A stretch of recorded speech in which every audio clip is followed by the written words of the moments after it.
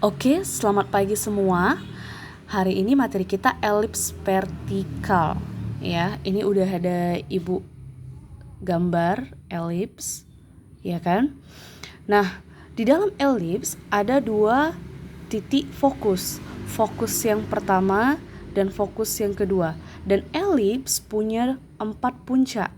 Puncaknya di titik A, B, C, dan D. Oke, mari kita bahas koordinat masing-masing titik. Jarak dari titik pusat ke fokus yang pertama itu nanti dia sepanjang C. Sama kayak dari pusat ke titik fokus yang kedua, ke fokus yang kedua itu nanti sebesar C. Maka untuk koordinat dari fokus yang pertama adalah 0, minus C. Ini fokus pertama letaknya di bawah sumbu X ya, makanya dia negatif C. Nah, fokus yang kedua itu koordinatnya adalah 0, C. Itu dia. Nah, ini merupakan titik pusat ya. Dia pusat yang koordinatnya adalah 0,0. Jarak titik pusat ke titik A itu nanti sebesar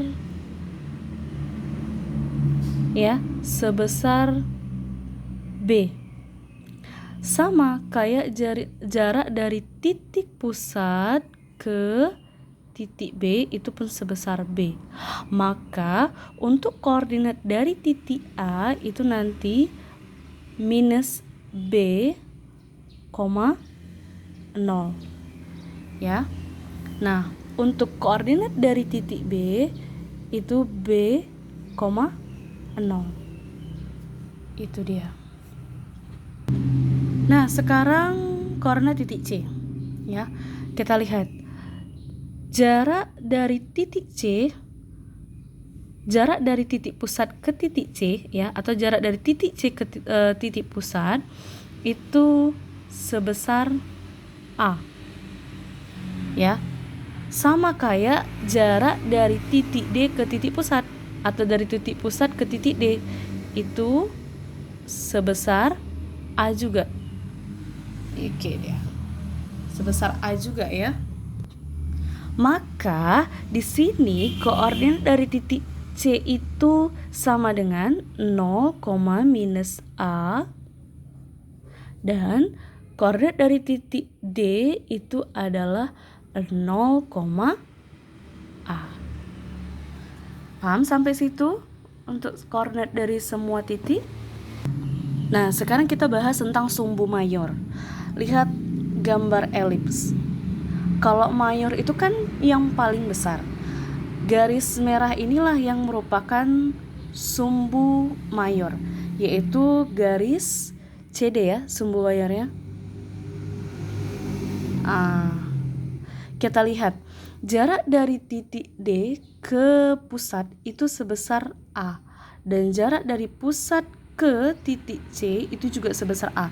Maka kalau ditanya panjang sumbu mayor, yakni panjang CD adalah A tambah A.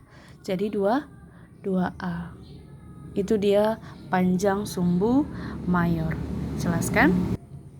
Nah, sekarang sumbu minor. Coba perhatikan garis biru ini. Ini merupakan garis untuk sumbu minor ya. Garis yang paling kecil. Nah, kalau kita lihat ini adalah garis AB. Jadi sumbu minor itu sama dengan garis AB.